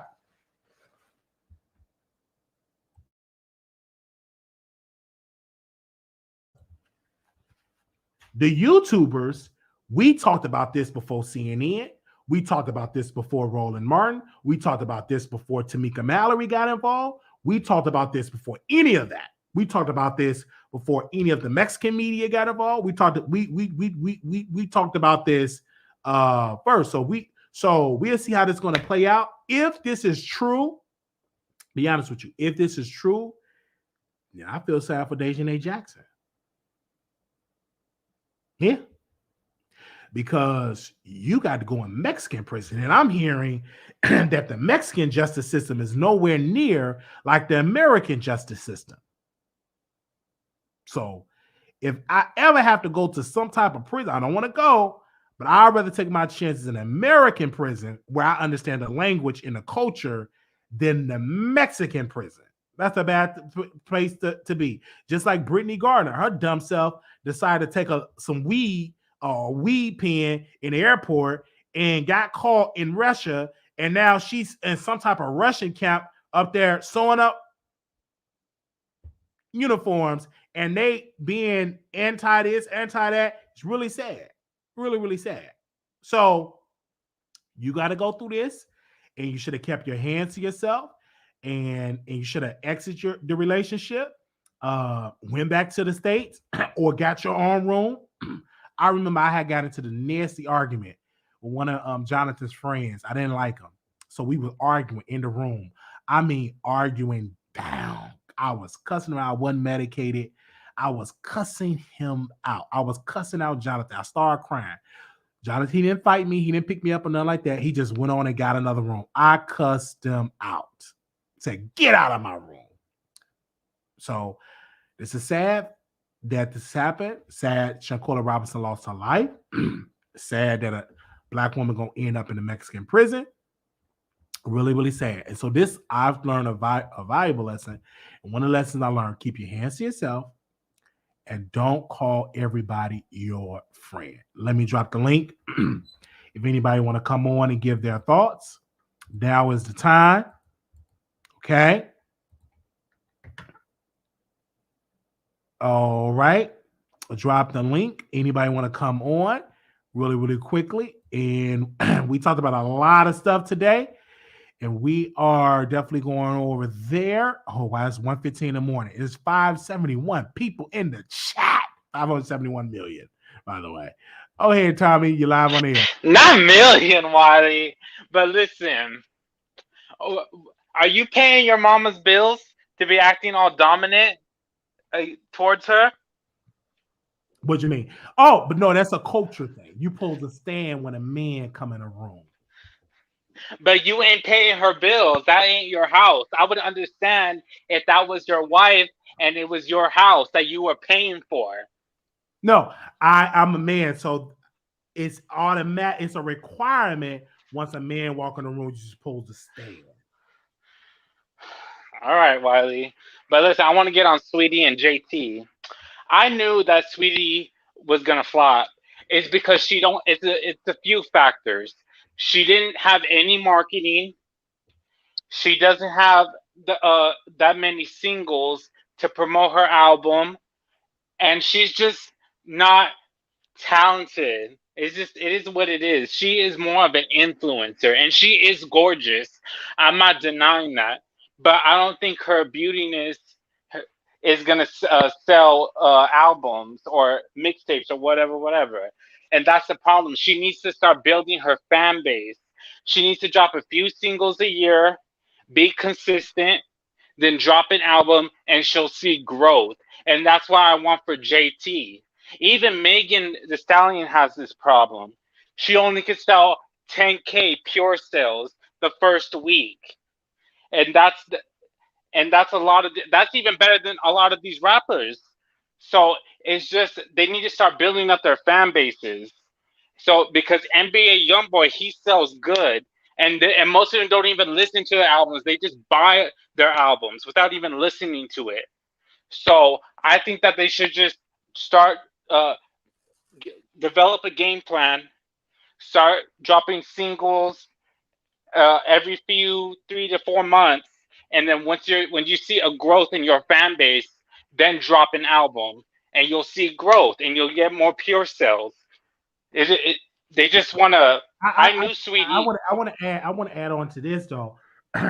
Artists need to go back to promotion, meaning doing massive radio promotion, going to the Mall of America, going to all of the places, right?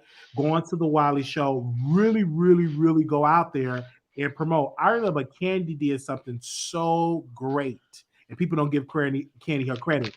What did Candy do? She went on a black YouTuber channel.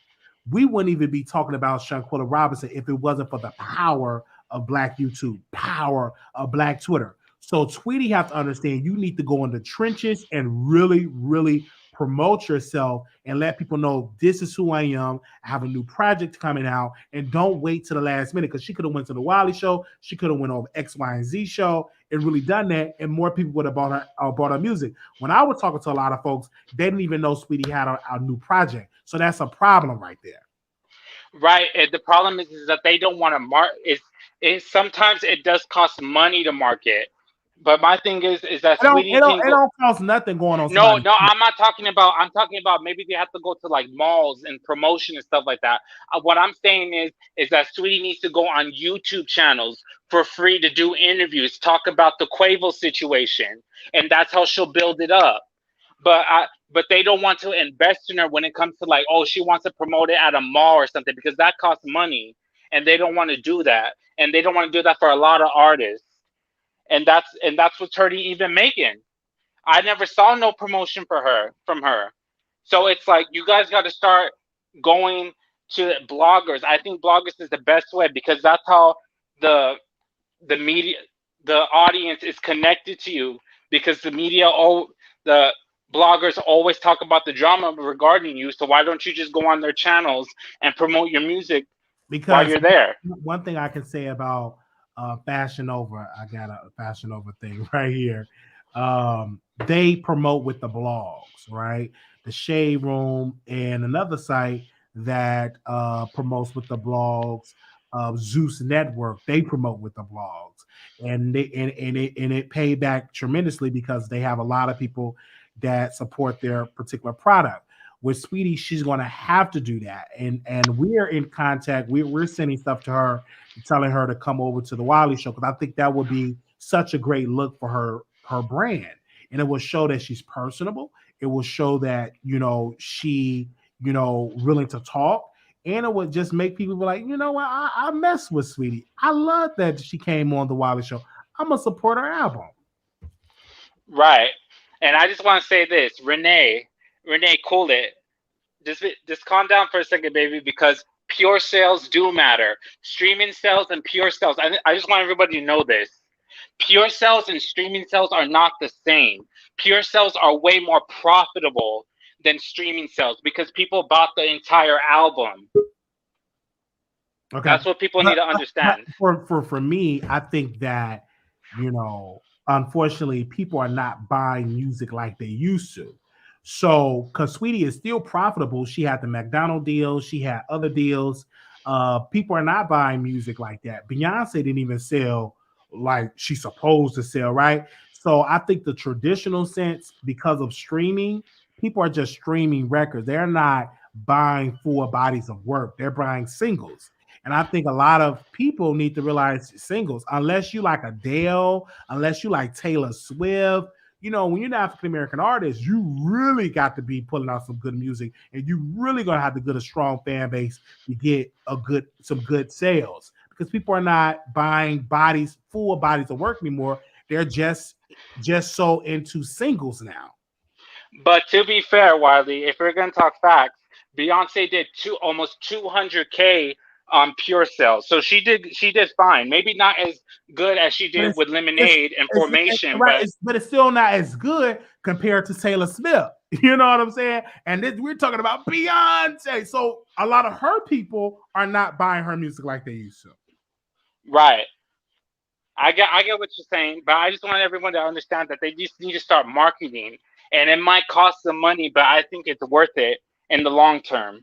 They got to start building up their fan base, and that's all I gotta say. Why? Thank you.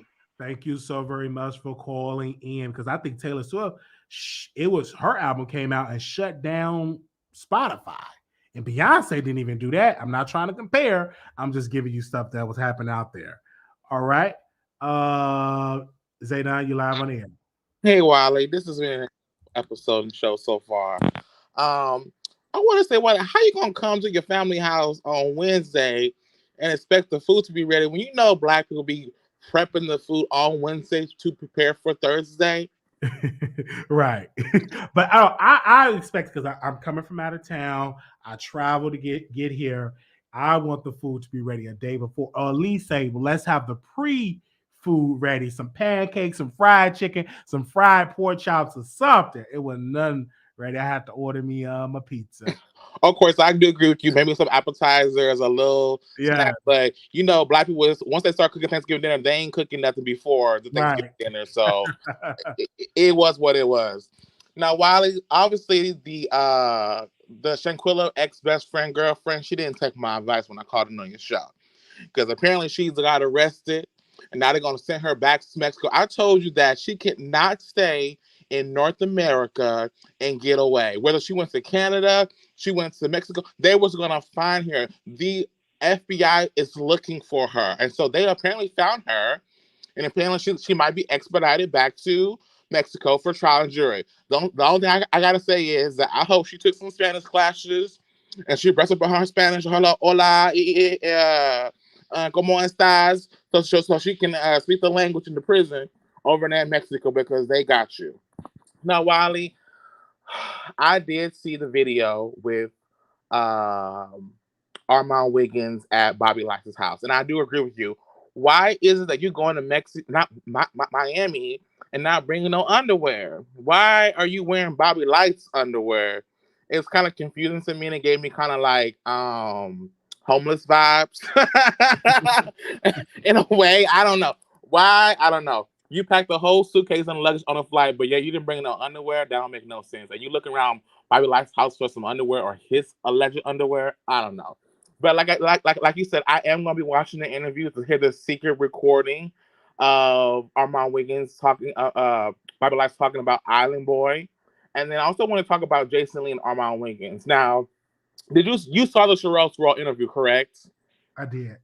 Did you see the part when Jason Lee was saying that he was talking about more than one person? That he wasn't just talking about Armon, but Armon was grouped into that particular conversation. You you're talking about Jason, right? Yes, when he was talking about Armon Wiggins, he said that he was talking about a lot of people and how the fans gaslit him into basically putting a video out against Jason Lee. Now, Jason Lee alleges that apparently Armon has been saying that he has a case against him from defamation about apparently Yee saying he took invoices or something like that. Do you think that Jason Lee has a case against Armon Wiggins? Nah, that's he ain't got no case against Armon. The course ain't gonna waste their time with that because he ain't saying that was defamatory towards Jason. I think Jason say that to scare people because he say that to scare people because the average person don't know that it's a process. You have to serve the person, you have to file it in the right place, the right courts. So I think he does that to scare people. He don't have a case at all. I think Jason Lee uses that to scare people to not talk about him or just to kiss his butt. Just like when Sherelle's World said, I'm going to sue Wiley, and her husband in a corner somewhere need to be putting her in check, said she was going to sue me, and I still talk about Sherelle's World. She did a whole show in the middle of the night, so I'm going to sue him because he said I'm being sued by Daejhanae Jackson. I'm like, well, go ahead and sue. Ain't nobody scared of no civil lawsuit. Absolutely. That's not criminal. That's you first you have to prove your case, you have to win. You know what I'm saying? Then when you win, you have to get the money, you know. Of So course. just like also and sit on down somewhere. Of course. And I have to say, when Cardi B took Tasha K to court, she was collecting years and years and years of defamation against Tasha K. Armon did one video, or maybe 2 or 3 videos. So you're gonna have to really prove your case in court that he has been defaming your character in a way. And so and then Jason Lee said, well, maybe I'll just take Armon Wiggins to lunch, or we'll talk about it, or I won't sue him, Shrub. If you say I won't sue, if you say I don't have to sue him, I won't sue him. Please. Yeah. Now I want to talk about Sweetie real fast, Wiley. Now I do like Sweetie, and I think that she does have some great music, and she is an influencer, and the way she looks, and she may have pretty girl privilege or whatever. Now I didn't really know about her EP. It's not an album, it's an EP. So technically, I don't know who's supposed to be putting that promotion behind her, but I do agree with Tommy when he said that she should have put more money in promotion when it comes to her album. Yeah, you want to hit the mainstream people, but yeah, you want to hit the YouTube people as well, because guess what? We're the ones talking about you. We're the ones wants to listen to your music and stuff. A lot of people said that, it was a bad time for her to drop her album with the whole takeoff situation, and that she should have probably waited. Maybe she was trying to capitalize off of the situation. I don't know. I'm not 100% sure.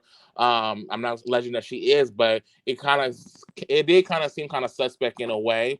I feel like she kind of could have waited maybe like 2 or 3 months, but who knows what she has really going on behind the scenes. So we don't know, but definitely I agree with Tommy. She should have had more promotion behind, and people aren't buying music like they used to. They buy the singles, they listen to the singles, they stream the singles. I go to my Apple Music, and I don't have albums on my Apple Music. I have singles from every artist that I like, that I stream, that I listen to all the time. And so you won't see me catching a full album of work unless it's Beyonce or somebody spectacular for me to hear the whole body of work. And even with her last album, although I love Queen Beyonce, a lot of the songs weren't for me, but I do like Cuff It, and I do like some of the other ones that she had on the album. But that's all I gotta say. Why, thank you so much for having me on your show, and thank you. Have a good night. Thank you so very much. Oh man, thank y'all so very much for calling in, for hitting the link and giving y'all stuff together. Thank y'all so very much. But like I said, there's nothing wrong. It's so easy to go on a channel, and it's free to say, hey, Wiley, let me come on your channel, and that will have the ball rolling of having people to come on your show. A little breaking news right now. We will dive onto this on YouTube tomorrow. But the lady that says she was pregnant by Latasha's husband on the Escape, she now have came out and said that her Instagram page was hacked. I'll try to bring up the picture, but I don't have it. But I'm just going to read it really quickly, and then we're going to go live and talk about this tomorrow or later on today. But she said this. She said, my page was hacked. I am not pregnant, nor am I having an affair with anyone. The fact that a fake picture was made with no information on it is crazy. I never ever normally date a married man. This is not my character. I was once a married woman myself. I have 3 amazing and handsome sons that came from that relationship. I do my best as a single parent, and my boys are proud to call me mama. It's insane that a simple pic at an event turned into a nightmare. I feel for everyone involved because I actually love Escape. I don't know what this is about or who will go to this extreme measures, but this was obviously a setup, an attempt to ruin my family and theirs. I don't know what's going on just yet, but I'm going to get to the bottom of this. Okay. You got caught up in a lie, and now you want to come out and say you was hacked. Oh man, because people didn't believe the lie. Now you want to say you hacked. Anyway, thank y'all so very much for tuning in and everything like that, for coming on the show and for doing that. Thank you all so very much. Make sure you like the video. All right, like the video. We gave y'all some good content today. We've been on here for 2 hours. Like the video. Like the video. If you have not liked the video, like it right now. Like it right now. Thank y'all so very much. We're going to be back with another video tomorrow. I'll keep saying tomorrow, but today. So make sure y'all like the video. Thank y'all so very much for tuning in to the Wiley Show. We will see y'all in another great episode. Thank y'all so very much. Make sure y'all like the video. We will see y'all, like I said, with another video later on today. All right. Make sure y'all subscribe. Members, we got a video. We doing a live on today is what's today? Today is Wednesday. Tomorrow night, we doing a live on members only. So like the video. It was a good episode. Somebody said good episode. Thank y'all. Was it a good episode?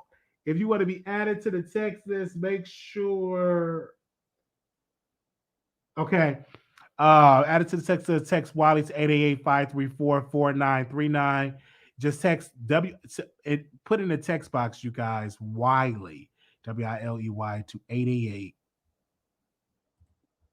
888-534-4939. Text Wiley to 888-534-4939. Make sure you definitely do that. Y'all have a wonderful, great.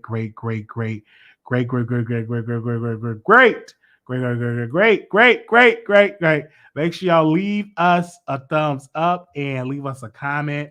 Make sure y'all subscribe. Thank you so very much. We got more stuff that we're going to talk about. We didn't get into this episode. So we see another stuff that's going on with the Tory and with Megan and all of that. We will talk about that in the next episode because there's no new development with that yet. I'm waiting on the trial, and I'm waiting on a guilty verdict, and I'm waiting on a not guilty verdict or a mistrial. That's what I'm definitely waiting on. I will see y'all in the next episode. Peace. Hey.